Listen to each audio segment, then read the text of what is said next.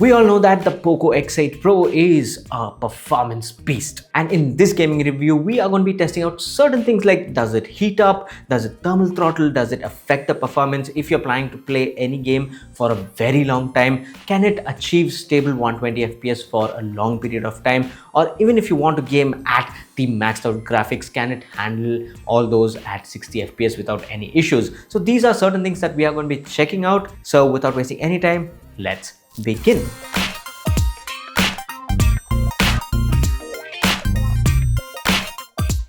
Before we begin, this here is the base variant, and when it comes to the testing, I've played all these games at a single stretch without any gap, and this will give a better idea because I'm stressing the smartphone continuously playing like really high-end titles with various settings change here and there, so that will give a better idea of how stable this smartphone is. Now for those who really like to play smaller games, let me tell you, all these games work without any issues. These are like flawless, like you won't have any issues, so don't worry, and it doesn't heat up.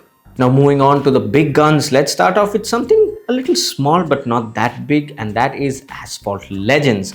So here, with all the graphics maxed out, you can get 60 FPS like stable without any issues whatsoever, and that, my friends, is amazing. Now even when you take a look at the temperature, it goes maximum up to like 37 degrees because I actually played like for a long time, that's why it's reached like around 37 degrees, but it's just warm here, nothing crazy, it's not hot. So with Asphalt, like everything has been stable, so that is great. Now next up, moving to Call of Duty. Here, if you want a game at 120 FPS, you can actually do that, and for that you just need to keep the settings at the ultra frame rate settings, and you do get stable 120 FPS, no problems whatsoever. Like it has been stable no matter what the situation is on the game, it locks on to 120 FPS, and that is like surely appreciable. But if you want to max out all the graphics, you want the best graphic experience, then you will still get 60 FPS, like solid stable 60 FPS without any issues. Now the temperature here goes up to like 38 or 39 degrees, and I mean that is respectable. It is slightly warm to the touch, especially near the camera area, but other than that, it's not like crazy hot. Again, we are still in a safe zone here. Next up, moving on to one of India's favorite games, BGMI. Now here you can still get 120 FPS, and again that is amazing, and for this you need to keep your settings at ultra extreme frame rate and keep the graphics at smooth, because anything more than that you won't get 120 FPS. But at this settings, again the 120 FPS gaming experience is stable. There's no crazy drop in frames, nothing like that. It is stable 120 FPS, so it moves around 115 to 120 FPS, so I will consider that as stable. But if you want to try playing at the maxed out settings like the ultra HDR setting, you will get only around 43 to 45 46 FPS, nothing more than that, so no stable 60 FPS. But if you want to enjoy the game at a higher resolution but still get 60 FPS, then you need to keep the settings at HD and the frame rate at ultra. In this, you will definitely get a good mix of both, like good graphics and good stable 60 FPS. And when it comes to temperature, this smartphone reaches up to like 39-40 degrees, and this is the time when you can feel a little more heat, like it is around the camera area.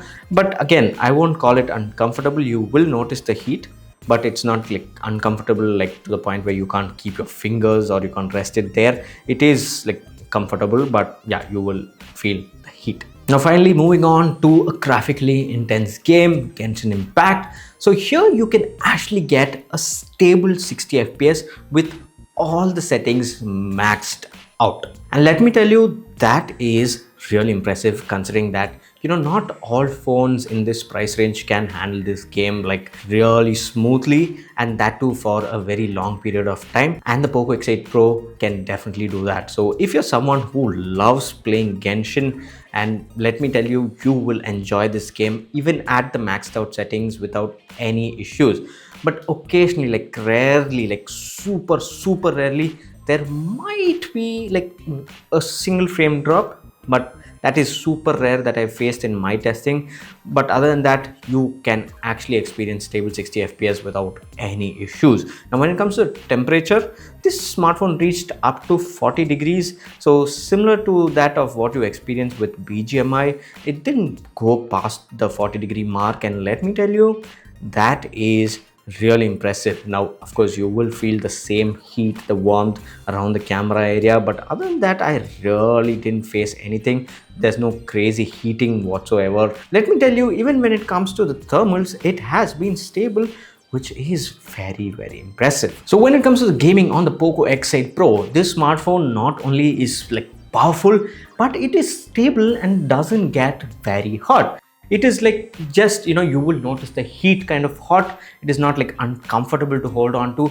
and it is only mainly around this area. And let me tell you, the cooling on this smartphone is definitely efficient, thereby giving you a really stable gaming experience. And the huge battery also contributes to a longer gaming session. So if you're someone who's planning to play BGMI for a long time, which I don't recommend, but if you're still planning to do that, you can play comfortably on this smartphone at 120 fps, and it is going to be like really good. So if you're someone who games a lot and wants a smartphone that has stable performance, can last a very long time, and then like even if you want to play at the maxed out settings, a smartphone that can handle that, then the POCO X8 Pro is something that you should look out for. And if you guys want to see how well the camera performs on the POCO X8 Pro, definitely let me know and I will test that out. So thank you for watching, and this here is Suman signing off once again.